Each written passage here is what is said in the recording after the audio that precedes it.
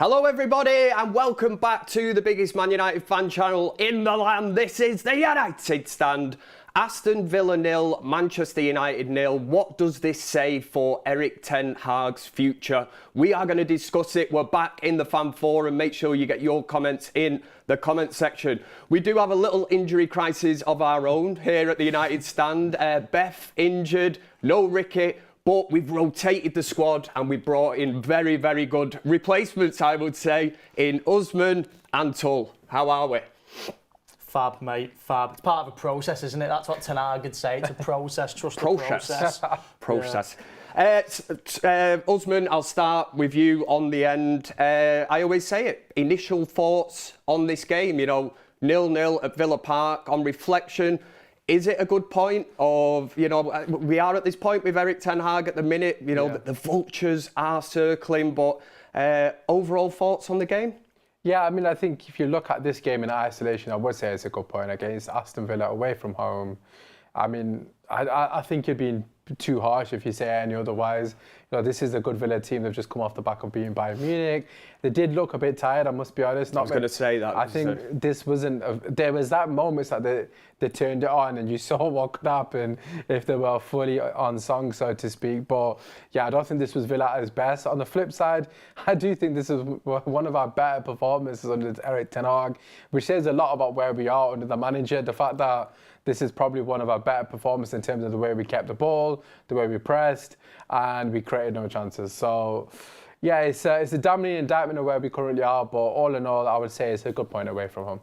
Yeah, Tull, I'm looking at you here, man. I'm not getting any good vibes at all. I'm looking and thinking this man looks thoroughly depressed. What are your thoughts on the game, mate? Well, it's like how Usman said, if you're in isolation, if you look at it that way, a point away to Villa is a good point, but it's do or die time, man. Like for Erik ten Hag, well, if I'd have said at the start, it's do or die. Before the Porto game, if you'd have said you're going to get a draw at Porto and you're going to get a draw at Villa Park, I'd have told you it's not enough. Really? I personally would have told you it's not enough. Yeah, because it's 8 points. Sorry, from the first possible 21. Regards who we're up against. Need to win games, man. We're left 14th in the league now. I know these stats get thrown about all the time of, it's our worst start since 1989. You hear it every year. It's like there's a new worst start since whatever season. But I just think regardless, Spurs or Villa, we had to win one. We had to win one of those games, I think. We need to put points on the board. It's interesting because we didn't really consider before the game, what do we take away with a draw? We were just saying, can we win the game and get the ball moving? It's like, do we get beat and the manager gets sacked? we never really considered what happens if we take a point. Yeah, but I think our forwards let us down big time today. I'm not actually overly concerned with how the manager set us up. I thought Maguire and Evans were the right choices at centre back. Evans was brilliant for 90 minutes. I thought Maguire was brilliant whilst he was on the pitch in the first half. It's a shame Maguire got injured because he was moving the ball forward very nicely. I think our forwards let us down today. You never really want to pick names out in particular, but I'm going to do it, man. Garnacho let us down today. We will get it individually. We will discuss players, definitely. But for me, if you're going to look at one area of the pitch, it was our forwards today. I mean, we never looked like scoring a goal for the entire 90 minutes. I'd say the performance was sturdy. That's how I would describe it in a word. I'd say it was steady. In terms of team selection, Usman, when the team news hit today, was that the kind of team, do you think Erik ten Hag has definitely gone back to basics and tried to set up for a draw that he actually got today? I mean, we said on the build-up show, we were actually okay with the two centre-back selections. I mean, other people had different opinions, but for me, look, I respect him for making the call. On this occasion, it paid off. Johnny Evans got given the man of the match, was my personal man of the match as well. He was outstanding. Spoiler alert for later on when we do man of the match. Yeah, I mean, getting it in early, I like it. Yeah, to be honest, if anyone says other than Johnny Evans, then you didn't watch the game. He was the quite clear standout. But yeah, all in all, I wasn't overly upset with the team selection. Like I said, the biggest sort of gripe I had was the middle of the park. I don't personally feel that midfield works.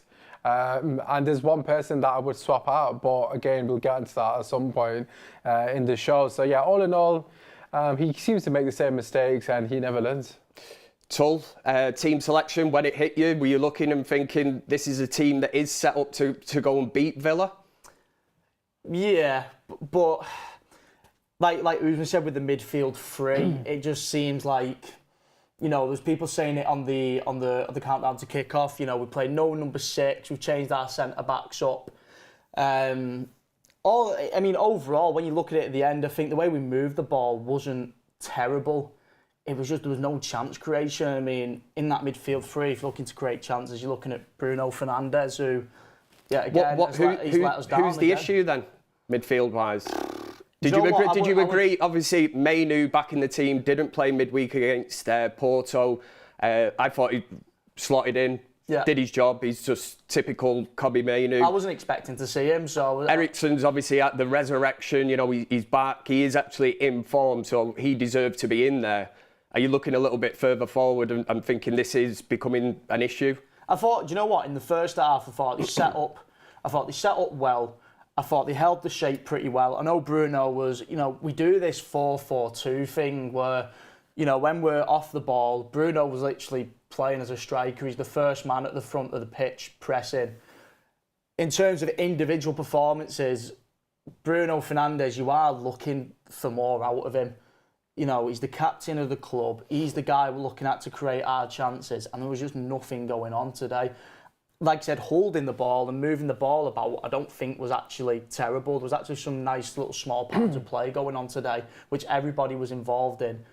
But there's no end product. Literally no end product, and they just never felt like there was going to be an end product. I wanted to see Amad Diallo come on the pitch because I thought he's the perfect mix. If you get a bit of ball retention from him, and you'll probably get a bit of, you know, you probably might get a chance or two out of him. I really can't see why Amad Diallo's not getting any game time today. I think it is a difficult one to judge, as you say, Usman, because you look at what that Bayern Munich result took out of kind of Aston Villa, and you look and think, did United play well today? Were they defensively solid, or was it really, you know, that Aston Villa weren't at the races? But it's a tricky one. But Marlon FC says Ten Hag decision-making is sackable, but I still believe Bruno and Rashford is the biggest issue. Overplayed, overpaid, they would get any manager sacked. I suppose the question, we'll stay on the topic of that super chat, and thank you very much. Rob Dawson of Dobson also says, get well soon, Beth. Yeah, if you're watching, Beth, get well soon. But, I mean, on the topic of that, I've been a big... I've pushed this out and said I can't believe that Erik Ten Hag keeps showing so much faith in these two players that ultimately are not actually, you know, giving him much back. On the performance of Rashford and Bruno, I mean, you know, Rashford obviously hooked midweek. Yeah, I don't think Rashford played too poorly. I mean, I think he got taken off probably because he looked like he might get sent off. So from that perspective, I'm not going to begrudge Erik Ten Hag for that. But I said on the fan forum 18 months ago, and I still remember sitting here and saying that Bruno and Rashford are a problem for Manchester United, and I remember that not being a popular opinion at the time. I've been extremely consistent on my Bruno Fernandes opinions, and to be honest, he's not had a good game in God knows how long. I can't even tell you, you know, the last time he had a good 90 minutes back to back. He generally has been awful for us for a long period of time. And when I say awful, I'm talking about the standards that, you know, he first came to us as a club when he first burst on the scene, so to speak. But like, all in all, he's just holding his back. I mean, if anyone's watching those games and looking at Bruno Fernandes and thinking this guy still warrants to start in the team, then I just don't understand how you can watch us play and feel like Bruno should be playing. He constantly breaks attacks. He's awful off the ball. He doesn't help the defensive. So he doesn't help the press. Messes up that he doesn't help the defensive shape. I think he was a bit better today, all in all, off the ball, I must say. If I'm basing it purely on the game today, I would say this was one of his better games. But again, where's the bar at the moment for Bruno Fernandes? This is your captain. This is the man that you're meant to turn to dig you out a hole. I said to Tull off camera earlier, you know, when the going gets tough, the big players need to step up. When the going gets tough, Bruno Fernandes hides every single time. There's very few games that you can, you know, hang your hat on Bruno Fernandes that he's dug us out of a hole. Obviously, the Man City goal when he lobbed the keeper, or I don't know if it was Liverpool or City, when he lobbed the keeper from the halfway line, I think it was Liverpool, wasn't it? Liverpool at home. But all in all, there's literally a few games that you can, in 5 years he's been here, that you'd be like, no, Bruno Fernandes has dug us out. Why does he persist with him then? Is it purely because he is a captain? It's pure favouritism. It has to be, because there's no reason for him to be starting with Eriksen in the 10. I mean, we would all agree, and I'm sure most people in the chat, we wanted Eriksen to go. But the truth of the matter is, he's our most informed player, whether we want to admit it or not. He's been absolutely fantastic. And in my personal opinion, he's the only reason Erik ten Hag still got a job. I mean, he's literally kept him in the job. He's been absolutely unbelievable the last couple of weeks. You can look at players like Ahmad. Ahmad's played better games than Bruno, yet he'll constantly get left out of these games, and you look and you scratch your head. But this is the thing, he preached rotation for the centre-backs, which is fair enough. But then the only player that plays week in, week out is Bruno Fernandes. So if you want to go by rotation, you clearly dropped him, just admit it. But if you want to use that excuse, then you got to rotate Bruno out of the team. I mean, you got Ugarte and Casemiro on the bench. What's that, 120 million worth of DMs? You've got Kobe Mainoo doing a role that he's not familiar with as a 19-year-old lad away to home against Villa. We're very fortunate Villa were absolutely awful today, and that's not to take anything away from us. We were obviously good in our own right. But the truth of the matter is, Bruno Fernandes has not helped the team whatsoever, and he hasn't for a long time, unless he's scoring, which he isn't doing at the moment. And there's nothing wrong, Tull, is there? If you want to mix it up, you have to make that change now. And listen, you see with team selection today, I mean, we talk about the back line, the fact that, Martinez and De Ligt are on the bench. These are two players that Ten Hag's brought in. Now, when the pressure is really, really on, we know the vultures are circling, the wolves at the door in terms of Erik ten Hag's sort of future at Manchester United. And when the pressure's really on and he knows that he could not afford to get beat today, because ultimately it would probably sort of seal his Manchester United, fate, he's reverted back to Maguire and Johnny Evans. Yeah, well, in terms of Bruno, if he ain't going to get dropped today, he'll never get dropped. Coming off the back of 2 red cards, if you ain't getting dropped after that, you're never, ever, ever getting dropped, mate. Like, it's just, crazy. It's never going to happen. It's pure, like, friends. Yeah, even I'm like, friends. as a fan, it's really easy to throw suggestions out there and be like, well, we should try this player in the 10, or we should try play a centre forward, or we should try play blah, blah, blah. Even I'm running out of ideas, man. Like, I'm looking at team and I'm just Well, just out of interest, then. I don't know what would make... I'm struggling to come up with theories now, even just theories of what could make us play better. I just really am struggling. So you're Erik ten Tull. Yeah. At this moment in time, you're having that one. Yeah. If you're taking Tullag will go with. If you're taking Bruno out the team, then in your choice, you're the manager. Who would you play in that 10 role? How can we revolutionise this position, get United ticking from that current squad? I'd probably go Eriksen in there. As the 10? And I'd probably shore up the midfield. I'd probably go Mainoo and... I'd probably go Casemiro, man. Like, I know we've just signed Ugarte, and I know it's early doors, but what I've seen from Ugarte so far is, like, he looks a bit frantic, man. Like, I wouldn't trust Ugarte, not in a game like today where we've got to come away with points. He didn't trust him, did he? He didn't trust him, and I'm not surprised because he looks frantic. He looks, he looks a bit... Against Spurs, he looked like a walk-in red card. He was basically just assaulting people on the pitch, just flying into challenges, man. And he was just losing the ball dead easily. So I wouldn't have trusted Ugarte today. But then it's like, we just spent loads of money, and because we're saying we can't play Casemiro because his legs are gone, and now I'm saying Casemiro is our best option. Like, crazy, this is why I feel stuck, man. Like, it's like, what's going on anymore? I can't even pick the best 11, and I don't think the manager can. Continue to get your comments in the comment section. There's loads here. I'll just get through them very quickly. And Vari says, Erik ten Hag played Rashford while he was on a low. Now, can't wait to take him off. Now he's looking sharp. Stubbornness will have lost him his job. It's a good comment, that, because I just said before that there is no doubt that Erik ten Hag today has reverted back to that was sending out a team today not to get beaten, wasn't it, Usman? Yeah, absolutely. The fact, like I say, you look at the players on the bench, the money that's been invested. This manager has spent 600 million, over £500 million at Manchester United, and the fact that you had Anthony, Martinez, De Ligt, Ugarte, all these players he spent massive money on it. Today he has looked at that. He knows his job. He's under severe pressure. Yeah, he reverts back to what he knows, and it does come down to a fact then when you look and think, well, why has he not been doing this all season? If is that his preferred centre-back, sort of pairing? And you look at that comment there saying stubbornness will have lost him his job. It has come down to stubbornness in a way because he is selecting players that aren't playing well. I mean, look, the way I see it is, regardless of today's result, I said this to Toll as well on the build-up, he should be getting sacked tonight. I mean, it's not acceptable. I know a lot of United fans, and I've said it already, if you're basing it on isolation, a draw against Villa isn't the end of the result. It's not the worst result. But let's look at the bigger picture here. Worst Premier League season last season, and everyone made every single excuse. He's got injuries, he's got no structure, he's not got his players. He can't play the brand of football because he hasn't got X, Y, Z. So I'm sat there already. I was already fed up at that point, but nonetheless, they kept him in, and I was like, all right, let's see what you're made of.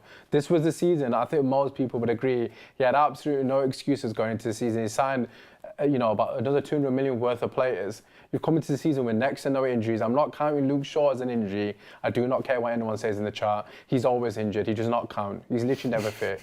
So I'm not counting it. He sold Alvaro Fernandez. Anyone who watches that youth team knows that Alvaro Fernandez deserved at least a chance. I'm not saying he would ever made it at United. Didn't get a look in. A left back of, for me, top quality talent or potential, didn't get lucky and he sold him and left us in a scenario where we had no left back. That's on the manager. He made that choice. So you can't use the Luke Shaw. I'm not hearing it. And then you actually look into the season. He's got no excuses, goes into the season. And what's happened? Our worst start in Premier League history. We've scored no goal in the last 3 Premier League games. I've paid over £1,000 to watch Manchester United at Old Trafford, and I've seen 1 goal this season. No, I did not go to the Barnsley game. I do not care about the Barnsley game. I'm a local Sheffield lad. I know how awful Barnsley. I'm not wasting my time.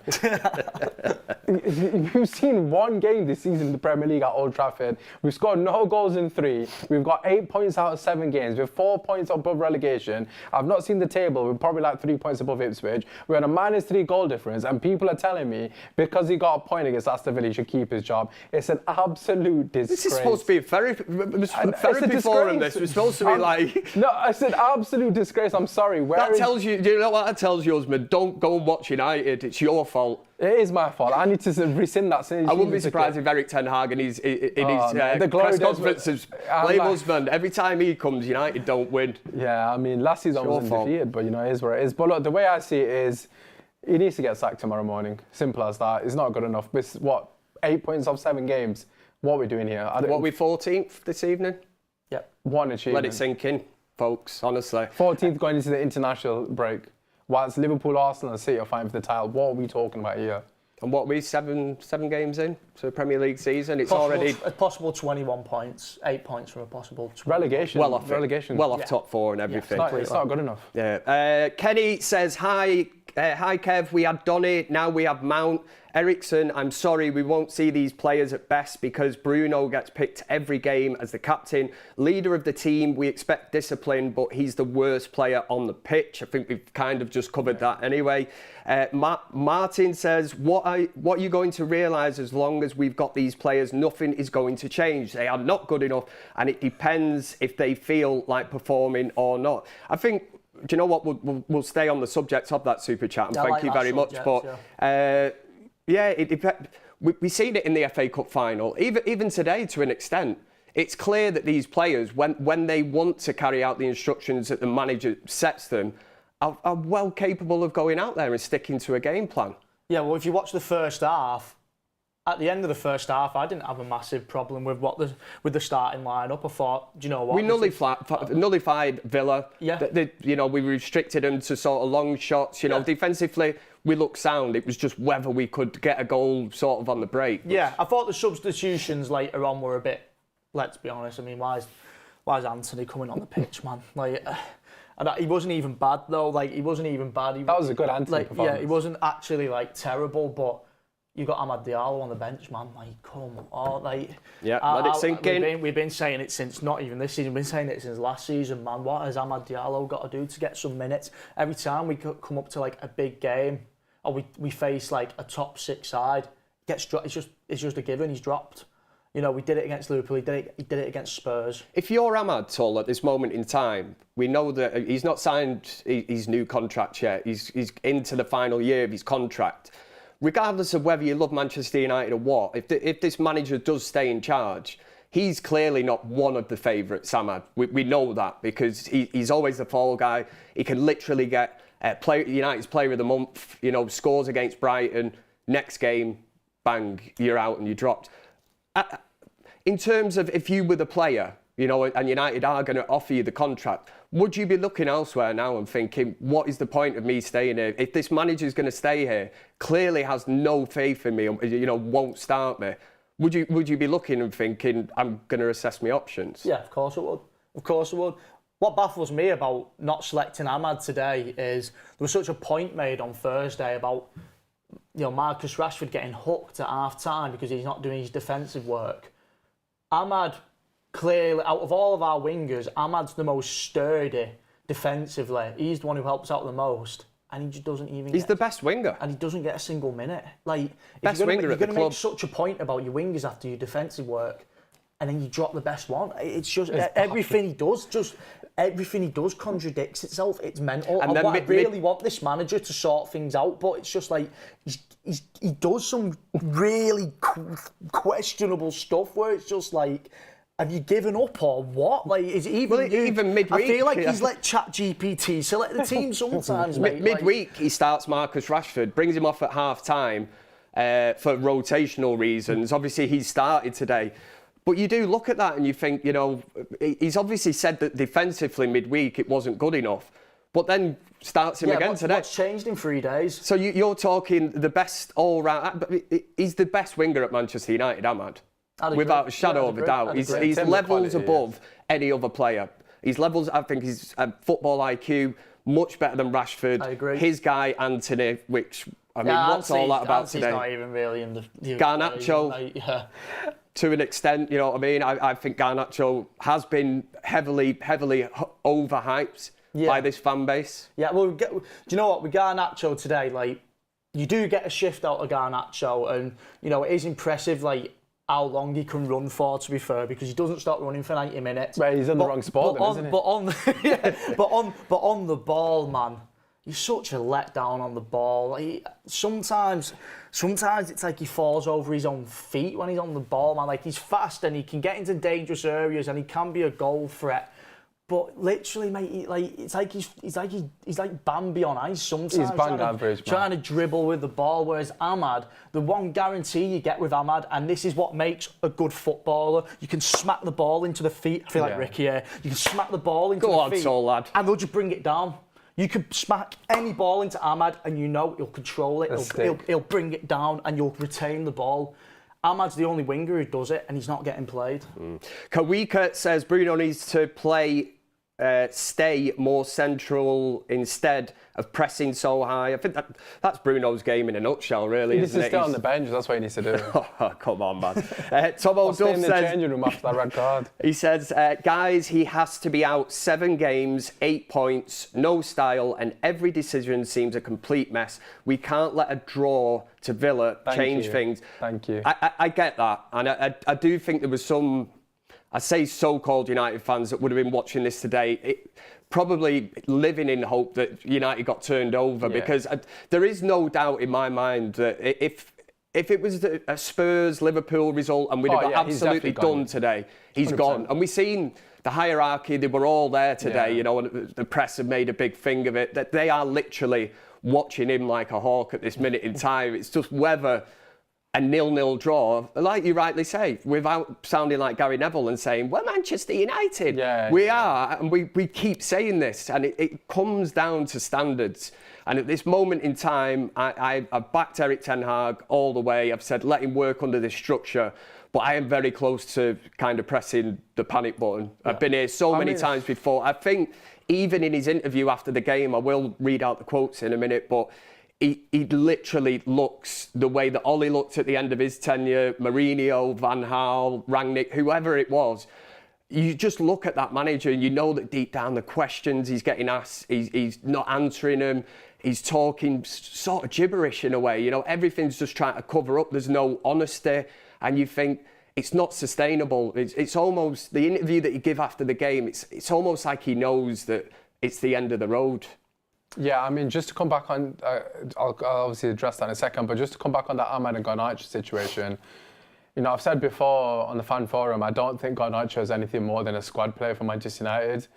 I don't think he's ready to be starting week in, week out. And for me, I honestly can't believe he's still on the pitch for the full 90 minutes. He was absolutely awful today. His decision-making time and time again is atrocious. And it was summed up when he was 2v1 and Bruno Fernandes was in so much space. He was screaming, and Toll rightly It's said... actually 3v1. Yeah, Anthony was there. Bruno. Toll rightly said when we was watching the game together, he could have overhit the pass and we still would have scored. Yeah, because all he had to do was not underhit it. And he hits the man. I hate when players do that. I genuinely can't stand it. And it sums him up because he hasn't got the capabilities of finding that pass. And in the breakdown, the lead up, build up, I said you'd rather have Ahmad in this position because he's got the IQ firstly, and secondly, he's got the quality to make that pass. And I'm sorry, Garnacho and Rashford 9 out of 10 times don't make that pass. They just haven't got it in their lockers. So for me, it's just baffling that he stayed on for that long. It's baffling that he starts over Ahmad. I'm tired of Ten Hag using FIFA stats in real life, FIFA tactics in real life, and players just use pace. It's not FIFA. Like, use your best players on the pitch. Yes, Porto, he wasn't brilliant. But so what? He doesn't need to be brilliant every single game. When you pass the ball into him, you know you're going to get something from him in terms of quality. And especially when Bruno's playing like that with no quality, you got two players there. We've got no quality. Rashford, to be fair to him, has actually been decent the last couple of games, but he's not necessarily known for his quality on the ball either. So you've essentially got three players behind Højlund who aren't known for good quality on the ball. So you set yourself up to fail in the final third. And he doesn't learn, so what can you do? Look at that for a name. What a name. I'd even read that. That was like Mkhitaryan, mate. We'll just call you Mkhitaryan. Thank you very much for the super chat. Says, I guess we should all realise that we are a mid-table team. Erik Ten Hag set up for a draw. That's the best possible result today. Gone are the days where we go set tempo and attack. Isn't it? I don't agree with that. No? I think that's what Ten Hag's made us become, but that's not what we are. If we had an actual proper manager, like I used the Emery example after the Spurs defeat. Emery, essentially inherited a team sat in relegation zone and took them up to 6. I mean, the same team people would have said they're destined to relegation, that then eventually ended up in a European spot because the manager is actually capable of setting a team up and getting them to play a certain brand of football. So, although he's probably right in what he's, or she's right in what they're saying, that's just where the managers put us because this team is massively underachieving. What is the issue then at Manchester United? I know you say the manager and you've made it quite clear of where you actually stand with it, but why have so many managers come to this club and just not, for some reason, just not been able to get a tune out of the squad? Yes, we've won trophies, but in terms of a Premier League season, I mean, I know we finished second to City one year, but we're about 150 points or whatever behind. We were that far off it. You couldn't look at that and go, it was an achievement. We've had Mourinho, Van Gaal, Ole, Rangnick, David Moyes, whatever, but none of them really. I mean, we've just not managed to get a tune. What is it? Will a change of manager make a huge difference? If you just narrow it down to this season, mate, I'm looking at not even just the manager this season, I'm looking at Ineos as well. I know it's their first proper transfer window they've had, but it's such a fine margin between if we just took some of our chances earlier in the season, 11 expected goals or something like that, and we've took 5 goals from that. It's unbelievably underperforming that. Like that, even if it was like 7 goals from 10 expected, it's still underperforming. In an ideal world, you want to be above your expected goals. How are they not? And last season as well, we were like bottom half of the table for goals scored. How have we not identified that we need a goal scorer?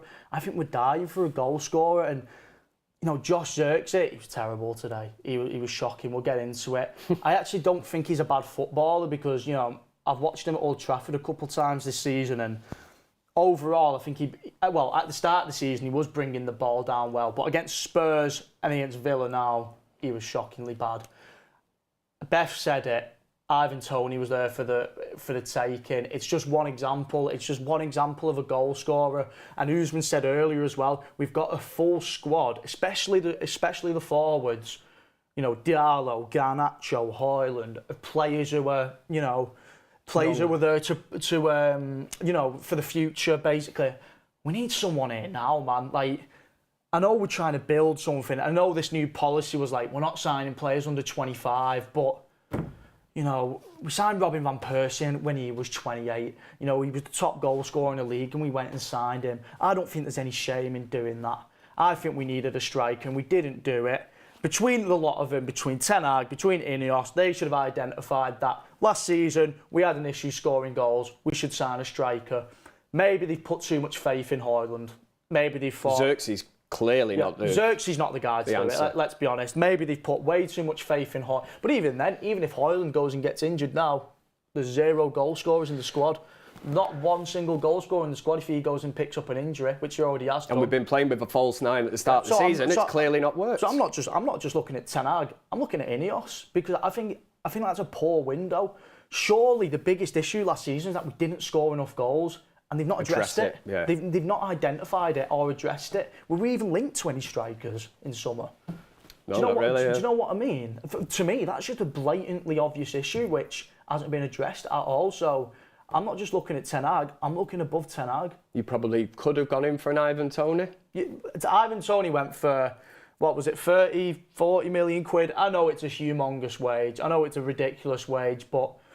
I'm sure if there had been a conversation, regardless of the money that he's earning now, he'd probably look at that and think, for the better of my career, if he wants to be in the England squad as well, you'd be looking and thinking... he was on like 15 grand anyway, so he would have taken 150. I mean, the guy, even when he played for England, mate, the guy had some important moments for England in the summer. It's not like he's finished. You know, he came on in the summer for England and offered England something different. There was a point where people were saying, I want to see Tony start over Kane. The guy's still got it. Now he's just in Saudi collecting a wage, mate, but he could have been at Man United scoring goals. I think that's a great point, that. Ash, thank you for the super chat. Said, question for the panel. Quick fire round this one for you lads.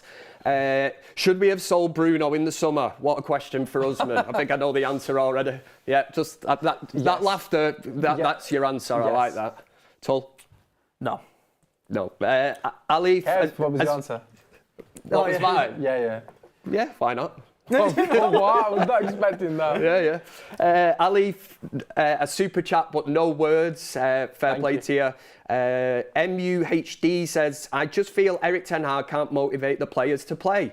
And it got bad after what happened to De Gea even. Sancho is doing well. Ahmad not playing is criminal. That is something that we just covered before talking about Amad Diallo. Alif says, somehow wished Bruno's red card was not overturned. That's something... It's a weird position to be in as a fan, isn't it? Yeah. Like, it's a really weird position to be in as a fan. There's going to be, like, people who want Erik Ten Hag just rip the bandage off and, you know, it's probably not working, let's move on. But you don't want to be watching Man United thinking, oh, we might have been better off losing that game. It sounds awful. You know what I mean? Because it's such a horrible place to be in. I did actually say, in a way, when that red card got rescinded, I wanted to say, because I thought he's going to have to make this change now. He's going to be thrown, you know, if Bruno did get the free game ban, right, well, let's try something different. And if it had hit on something then and it worked and we looked like a total different team, well, then it's Bruno Fernandes's kind of, you know, he has to show the character and the willingness to get back into that team. It shouldn't be,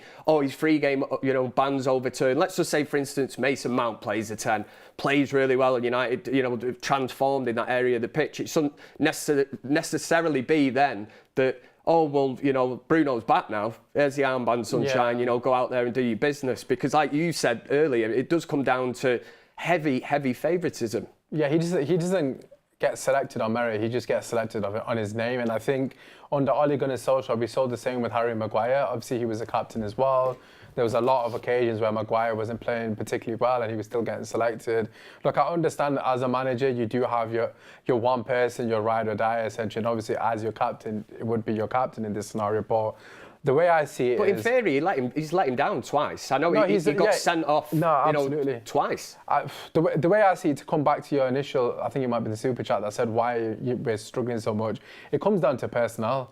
I mean, I come back to the example I gave the other day against FC20 when Ahmad, Eriksson and Zirkzee came off the pitch. We looked like an absolute awful football team, but with them on the pitch, we actually look like a team that can string passes together. And I feel like for me, Erik ten Hag doesn't like good footballers. I've said it before in the past and I'll say it again. He enjoys players that, you know, are sort of high action, quick in behind, you know, like erratic to an extent. I mean, he doesn't really like players that keep the ball that well, although he preaches, you know, control so many times. Eriksson somewhat forced his way into the team, let's be honest.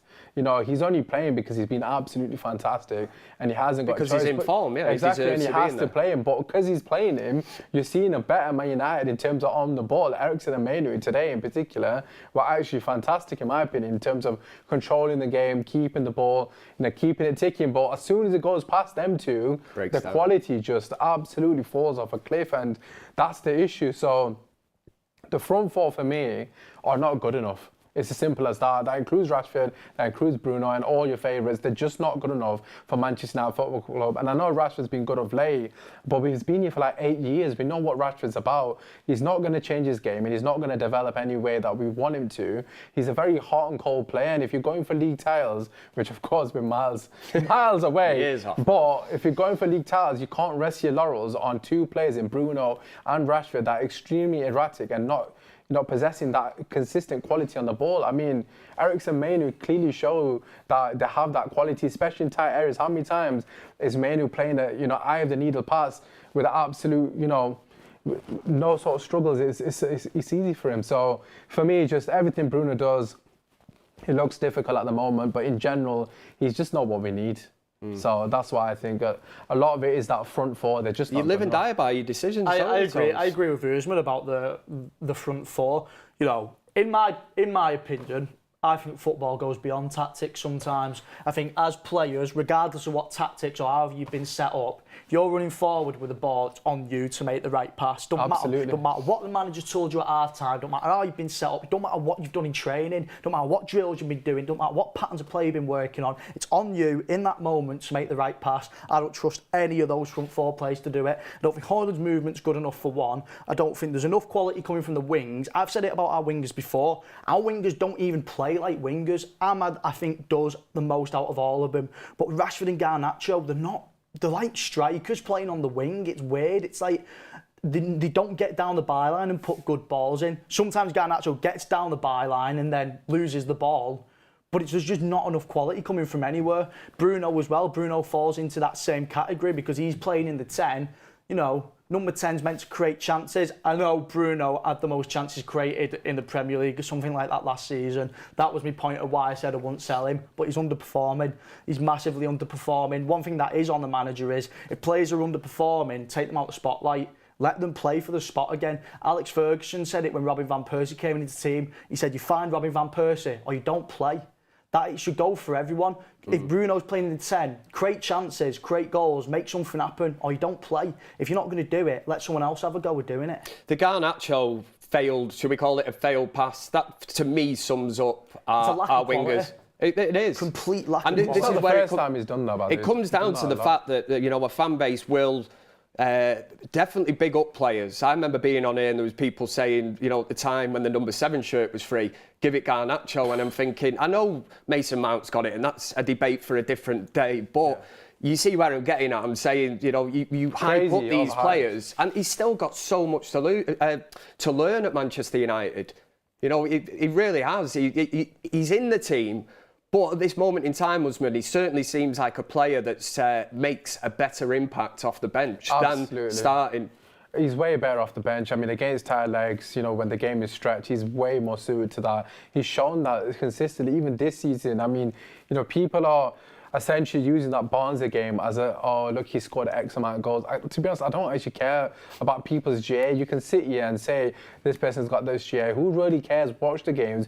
We all watch Manchester United week in, week out. And the truth of the matter is, Rashford, Garnacho, Bruno Fernandes, let's keep it 100. This is for everyone in the chat. Just cast your minds back. How many times, just think about it, how many times have they played our striker through 101 in the last 18 months? I certainly can't remember. Yeah, I think some falls on Højlund as well. Out of the three of them, Rashford's probably done it the most. We'll say that for right. But again, like he sometimes cuts and hits that ball. I think in particular for Højlund in the Champions League, he did it a few times. But let's be honest, right?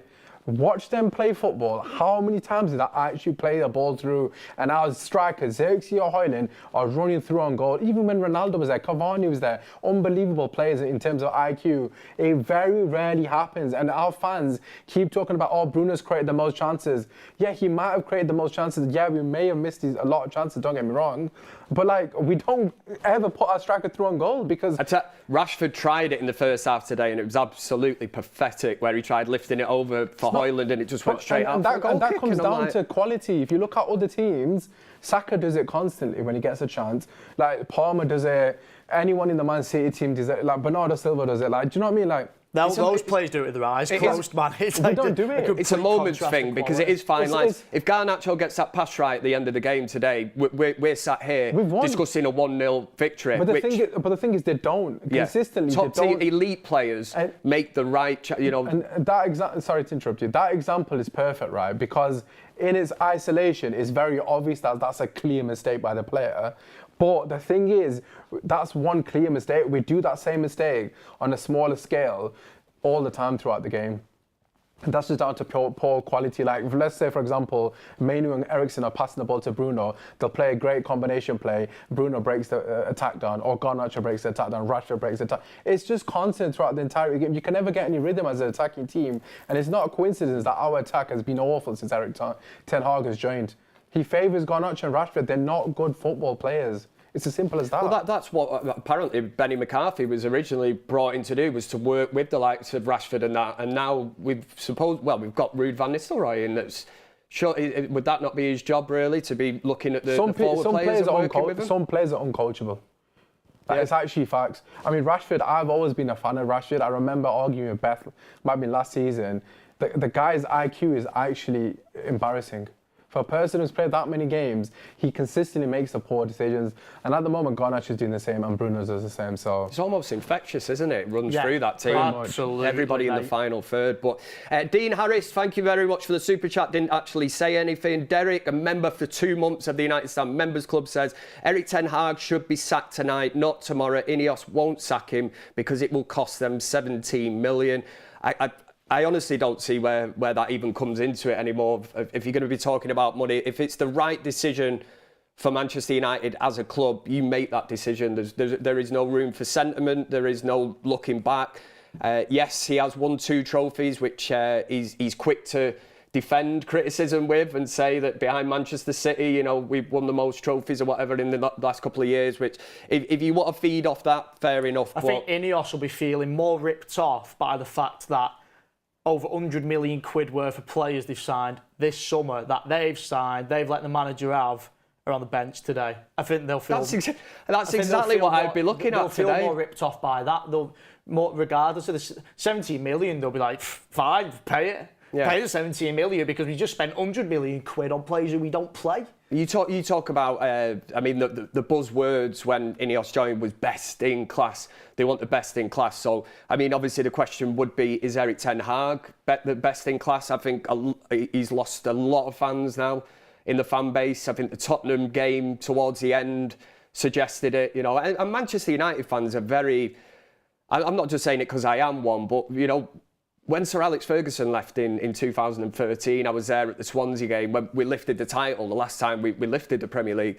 And he said, your job now is to get behind your new manager. You're loving that, aren't you? It's good, that, wasn't it? It was shite, really. But and he said it. And I think United fans have been, even back in, the 80s and that, we've gone even through... the Spurs game, we were chanting, even when we got slapped. Yeah.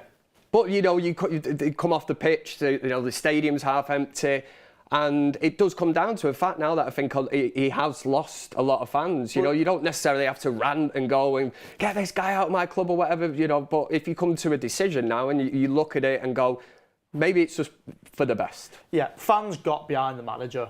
Fans did get behind the manager. I've got behind everyone. Eventually, you've got to give something back. You have to be realistic. You certainly get to a point. Yeah, like any relationship, you might be in a relationship with someone, and you get to a certain point where you go, this ain't working. At what point does it become blind hope? Yeah. Do you know what I mean? At what point are you just walking with a blindfold on? And that's what it's starting to feel like a little bit. Something I think is, have we almost been let off a little bit by the fact that it's Aston Villa away today? You know, if we took 1 point and it was Everton at Old Trafford, would it just be right? He's gone. Do you know what I mean? It's almost like he's getting a little bit of leeway by the fact that it's a better team. But you know, if it wasn't Villa today, we'd be facing them next week or the week after. So, do you know what I mean? Is he the guy for it? I don't know, man. I think we'll find out tomorrow. I think you'll see tomorrow. The stats, you know, we're sat in 14th place this evening. I don't know how that's accepted. I don't know how there's anyone. And you talk about best in class. Yeah. You've got, you know, Ineos watching over that today. And as you rightly say as well, you know, that's a lot of their money's been heavily invested this summer. Gary Neville says it all the time. It's a failing business. It's not. It goes past football. When that much money's getting thrown about, it goes past football. It's a failing business. And business owners make change. If they're losing money like that and they're not getting anything back from it, they're not seeing from it, they will make a change. It happens all the time in any other business in the world. Football's no different. If they're not getting anything back, they will make a change. You'll see tomorrow. If they don't make a call tomorrow, if nothing happens by tomorrow, then they've obviously got together and said, we're going to stick with him for whatever reason. I'd like to see the fixtures we've got after the international break, because obviously... I know we've got Brentford. I know Brentford's one of them, but like, I'm not sure what the next 5 fixtures are, for example, because they might weigh it up looking over that. No easy game for us, though, is there? But exactly that, mate. They can't score a goal against anybody, so... Dean Harris says the Bruno slander is absolutely abysmal. He's hitting back at you, Osman. He's not having it. Artin says, so tired of Bruno. Every pass he makes is a Hollywood pass. From one extreme to the next. He gives the ball away more than any other player. Yes, we did discuss that earlier. Derek, thanks for the super chat.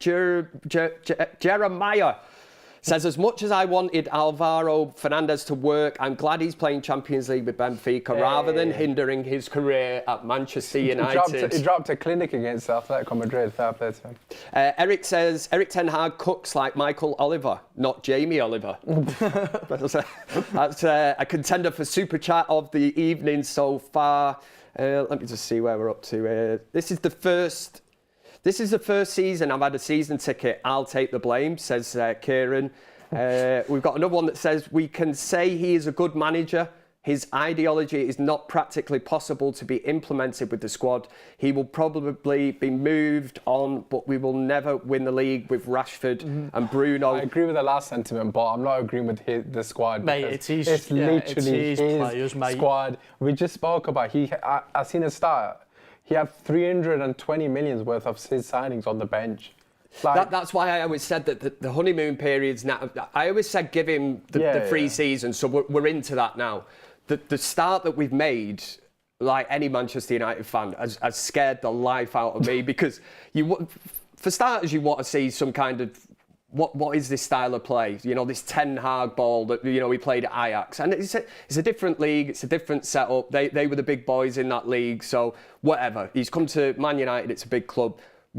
From week to week, I've just been living in hope that this will be the week where it kicks in, it clicks, and everybody's singing for the same hymn sheet. It just never, ever happens. Well, we talk about Ten Hag at Ajax, right? But maybe Ajax just had better players. You know, Daley Blind. He's took half of them. He's sold off. Well, Daley Blind signed half of it. Daley got rid of Blind's Van not der a Beek. bad player. Van der Beek, that's an exception to be fair. But Frenkie de Jong. Yeah, you had Van der Beek, Anthony, Martinez. Frenkie de Jong, Ziyech, Tadic. Like, there was some top players in that team. Maybe there was better players than. And they did it in the Champions League as well. It wasn't just the Dutch league that they were performing in as well. But the Keystone says it's 5 points from relegation and 6 points from top 4. I think you are only focusing on the negatives to sell your Eric Ten Hag out narrative. We played well today. We've not scored a goal in 3 league games, mate. It depends where your standards are. Yeah, I was about to say, it really does. You're entitled to your own opinion. We're just giving our opinion. If you don't agree with it, that is fine. But what I will say is, as a Manchester United fan that has a season ticket and spends a lot of money to watch my team score goals, to have one goal at home is an absolute embarrassment. I'm sorry if that makes me negative. Yeah. And I'm sorry that we're 6 points off whatever it is. But the truth of the matter is, we've got 8 points in 7 games. That's just a fact. It's just not good enough. It's is just it? the facts. Yeah. And fair enough. I mean, the Keystone is clearly a person that is like a glass half full kind of person. Yeah. Some people would look and say, I've only got half a pint left there, but he obviously, I don't know. It's the way you look at it, however you want to dress it up. I'm sure Eric Ten Hag might subscribe to that kind of theory and logic to basically push back But there's nothing on to the suggest critics. that we'd go on a run, though. Like for Nothing that, at all. For that theory to be like, no, fair enough, we're only that far off. For that theory to be logical, we need to have some sort of signs to suggest we can actually win more than one game in a row. We don't look like a team that's capable. We don't look like a team that can go on a run of like 2 wins, 3 wins, 4 wins.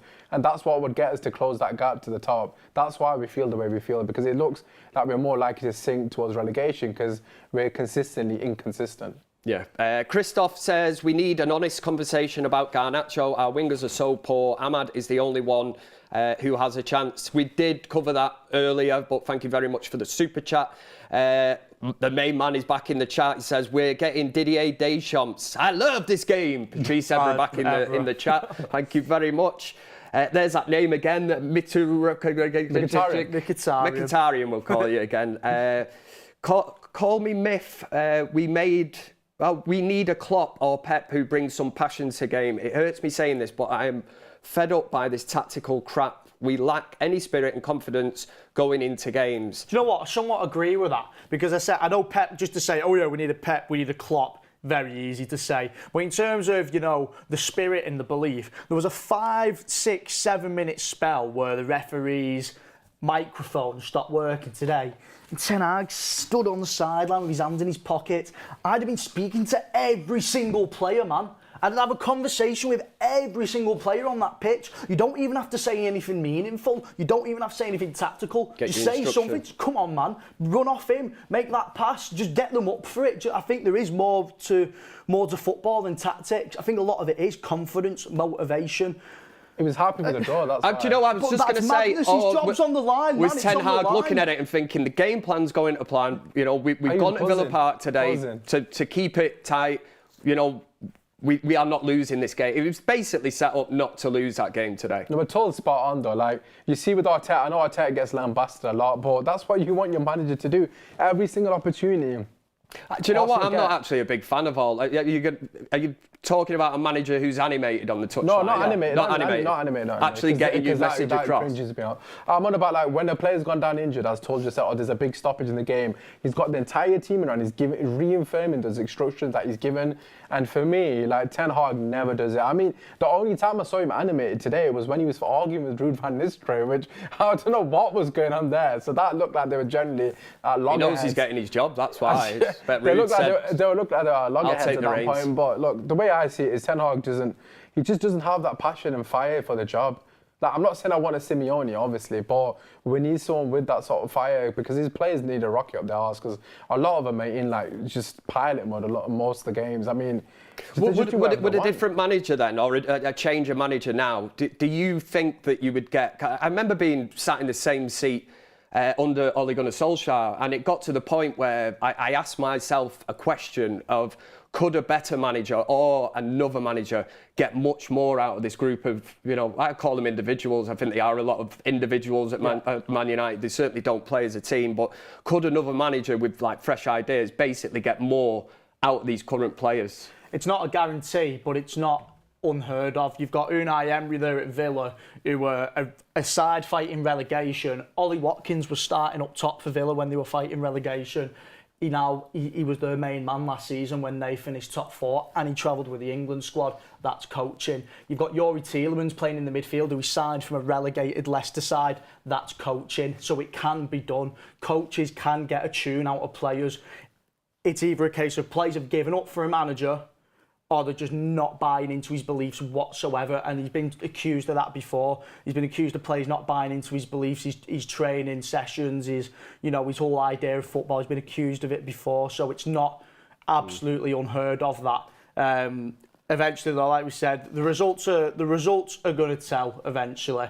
there's only so long Manchester United can go being in so poor form, because it's the money that we've spent, man. Like I said, as a business, if you spent 600 million quid and you've got 7 points out of 7, no, 8 points out of 7 games. Get it right, bloody hell. Yeah, I know, sorry, I missed off a point. I've done him dirty there. Got an extra point than we thought.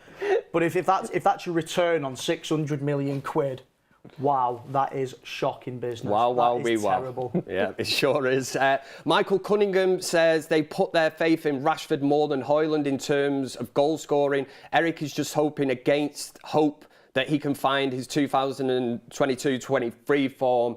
It is, when you look back now and you make these decisions yourself, did he make a massive mistake, Usman, in the summer not bringing in this backup striker? Because I think I don't like writing players off too early, because I liked what I've seen from Xerxes, but there has to be a major question that's raised there. Is, you know, like, you did decide to spend a relatively big amount of money on Xerxes. You brought him in, and it's like almost like, where does he fit in? Because he's already stated, Xerxes, when he come, I'm not prolific, don't expect me, you know, I'm not going to score like a mad amount of goals.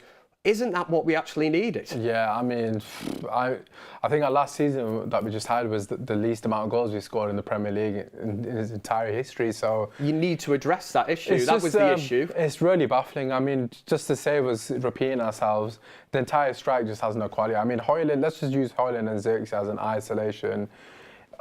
I don't know with Højlund's movement. I mean, everyone was saying when Højlund plays over Xerxes, he'll score all these goals, but now Højlund's playing, we're not creating as much chances. And I personally think Xerxes' movement's actually better, and we look like a better team with Xerxes on the pitch. I mean, a combination of the both brings other players into play. Yeah, a combination of both of their qualities would actually be a perfect striker, but unfortunately, both of them lack what the other person has, and we haven't gotten both on the pitch, which is where I would beg the question, is it possible to play them both together and at least see what would happen? I mean, Bruno Fernandes is not covering himself in any glory. As Tull's alluded to many a times, we essentially play a 4-4-2 off the ball anyways.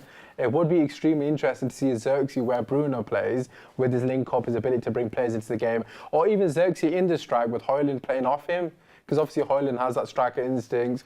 It would just be interesting. I'm not saying it would work, but doing the same thing, expecting different results, is just getting pointless at this point. It's insanity. Yeah. It's literally the definition of What insanity. I'd say about the both of them is neither of them are developed enough to play number 9 on their own. And I said this last season. There were so many times I watched Højlund at Old Trafford last season where he just gets absolutely eaten alive by centre-backs. The harsh truth on Højlund is he's not ready yet. You know, I know we spent 70 hell of a lot of money. I know we spent 70 million quid on him. I'm not saying there's not a player in there. There is a player in there. You will see something from Højlund. He can't be expected to 5-6 years, but he's not ready yet. He can't. He's so easy to play against, and that is the harsh truth. Centre-backs must find it so easy to play against him. He doesn't go in behind him. He doesn't bully him. What does he do? what does he do? Like Usman's saying, you might get a little tune out of playing both of them together. It's probably your best bet, realistically. But you know, this is the system we want to play. This is the system we played since he's come in, and he's picked Højlund as his guy to be the main man up front. But let's be honest, you're playing a kid up front. Højlund's my age. May as well put me up there, mate. Do you know what I mean? He's not ready. And being 14th in the Premier League proves that it's clearly not working. Yeah, and it's not just on Ten Hag. Look at Ineos. Ineos has spent 70 million quid on him. You know, Rasmus Højlund, I don't get why they've hung the hat on Rasmus Højlund. I like Rasmus. I like his character. I think he shows fight. I think he shows spirit. But at the end of the day, hell of a lot of pressure on him. The guy went how many games last season? Too much pressure. He didn't really have a prolific goal scoring at Atlanta as well. Literally at this moment in time, if he's fit, he plays. When we because there's nobody else. When we signed him, how many games did he go without scoring at first? Didn't he go all the way till December without scoring a single goal? And then he kind of scored about 7 in. I know he went on his run, but is that the guy you hang your hat on? We should have signed attackers. We should have spent our money. Out of that 600 million quid, more than money should be spent on the attackers, and they should have signed better attackers. The ones they signed, he would not play them anyways. He would just put them on bench. Yeah, but Højlund and Antony, those are the two. Are those the only 2 attackers he signed? Højlund and Antony as well. Oh, Xerxes at that time, well. then it's like 200 million quid, mate. We talk about Ivan Toney. You probably could have brought in a Harry Kane, which a lot of people said would have been a short-term thing. But like you said earlier, Robin van Persie come. Yeah, we got a few seasons out of him, but he was absolutely pivotal in that 2013 season, almost single-handedly, won us the league championship. It's not that I'm just a massive Ivan Toney super fan. it's not that. I'm just using his name because he's a striker who scored 20 goals in the Premier League, who was up for grabs. Why would you turn your nose away at that? Do you know what I mean? And there's other strikers out there you could have gone and got. I mean, Dominic Solanke's another one. I'm not saying we should have signed Solanke. I'm just using examples of Premier League, proven Premier League strikers who would have come in and more likely than not got us a few goals. Yeah. Because, that's all we even need right now. How many goals have Xerxes and Højlund got?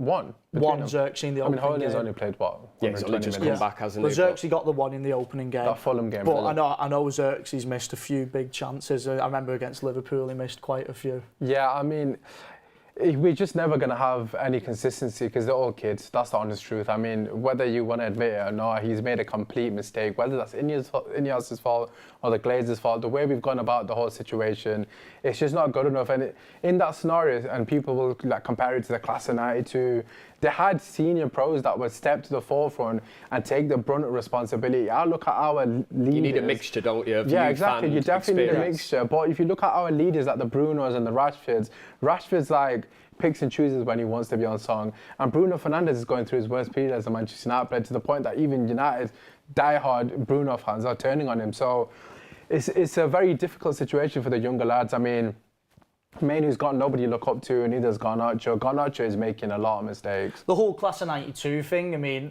that's such a good example of where you can't just have young players, because even though you had the young, you had the group of young, like, Beckham, Neville, Scholes, Giggs, etc. Between those years, so '92 when they came in to '99 when they won the treble, between those years they signed Sheringham, Cole and York, 3 players who were all doing it in the Prem, and they went and got all of them. They went and got all of them, so it's not. You can't just say, "Oh, well, young players of the past." They were still going signing the best players in the league. Yeah, plus the senior players were actually, taking the brunt of responsibility and actually stepping up when it mattered, and that's why I was so hard on Bruno Fernandes. And people may call it an agenda, which is fair enough, but the way I see it is you have to step up as the captain and dig us out of a hole when we need you, and you do the polar opposite, which is high. It doesn't come down to being an agenda. I love that when people specifically throw something. If you've got an opinion on something or a player, I was a massive fan of Bruno Fernandes, but what you have to wake up to is the fact that a lot of the counter-argument stuff is what he did in the past. Yeah, there's nothing present. You can't name me anything under Ten Hag that he's done that. We can't afford passengers in this team. It's clearly not working. So, at the end of the day, I'm open for change. Change could be good. I'm not necessarily saying go and sell him or whatever, but if this part of the team needs tweaking, I'm down with that. I want the best for Manchester United. We've been here so many times. Player FC, all these favourites, as you just said earlier. Yeah. If it's not working, it needs fixing. You would say if it's not broke, don't fix it. It is broken.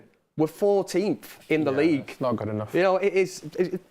Like I say, talk about standards, but Shenanigans says Ornstein has said we have room in financial fair play to pay the 17 million that it would be to obviously relieve Erik ten Hag of his duties. Scott says Kev's a legend. Thank you very much. There's my burner account. Sashin says sack can't be based on today. Decision made earlier.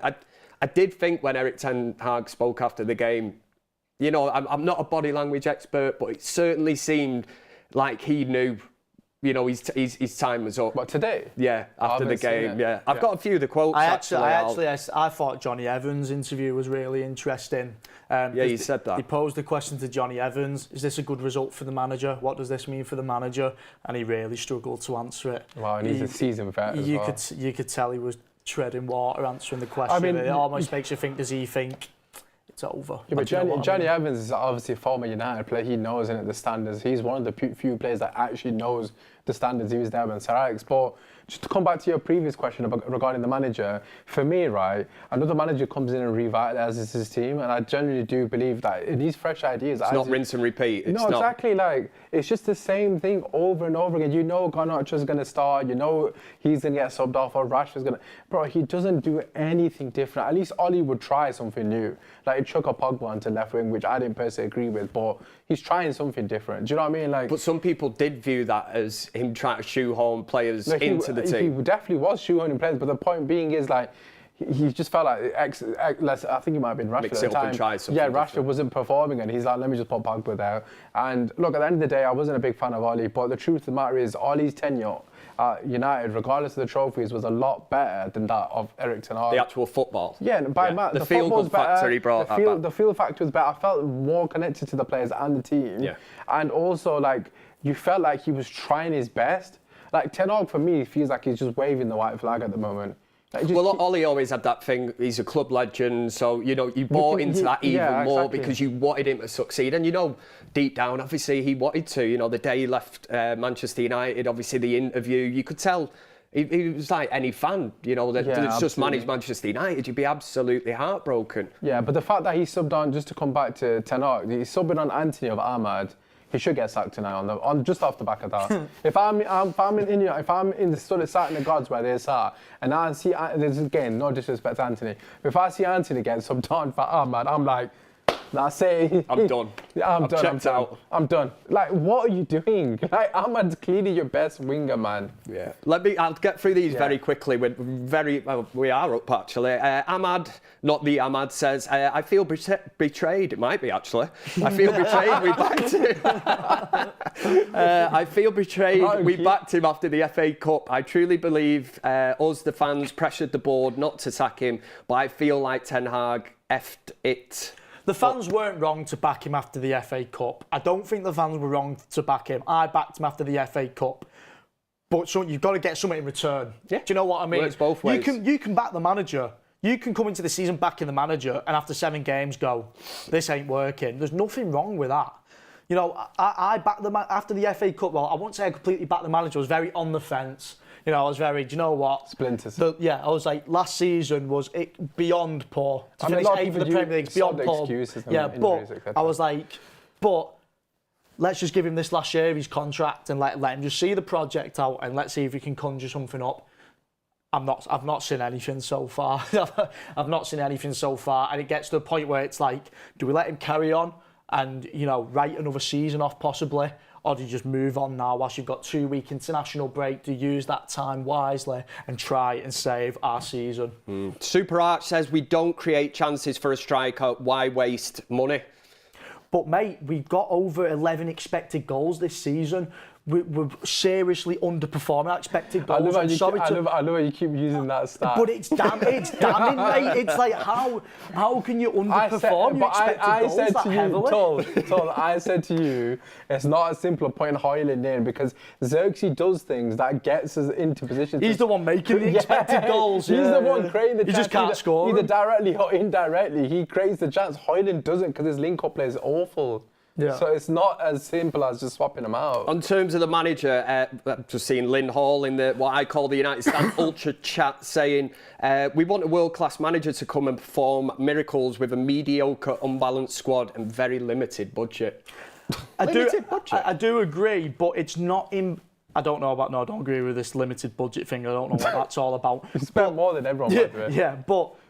coaches can get a tune out of players. Villa's such a good example to use because you've got Ollie Watkins who was starting every game when they were fighting. A lot of people are looking to Emery, aren't they? Thinking, look what he's done in such a short space of time. John McGinn played such a crucial part last season. John McGinn was playing for Villa in the Championship, mate. He's been playing the Champions League. He's been playing for Villa since they came up in 2018, mate. That excuse just... You got Tielemans who got relegated with... Go on, Usman, get it off your chest, lad.